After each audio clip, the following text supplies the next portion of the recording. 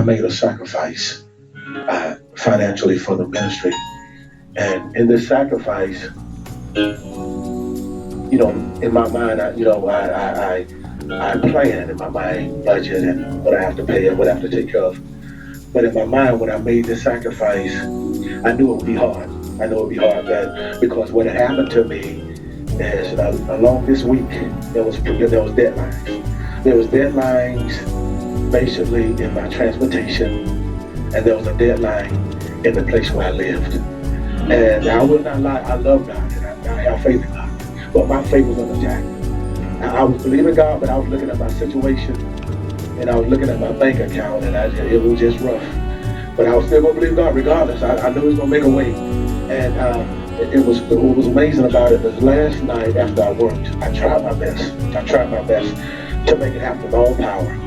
And I don't know who I'm talking to, but God just wants you to do your best. Just do your best. Do your best in obedience. Do your best and what God has given you. Just do your best. But in me doing my best, after I got off of work, it felt like it wasn't enough. And I was saying to myself, well, I still trust you, God. And then what was amazing was that even though, I'm still speaking faith, just like you, but my mind was like, I don't know. But I just trust God. I got a phone call last night, and the very thing that I needed, that I needed from God, that I tried to do in my own hands, that I tried to figure out on my own mind, God had already had an answer. God had already spoken to somebody else concerning my situation, and it took all the weight off me. Amen. I just want to encourage you. God is able.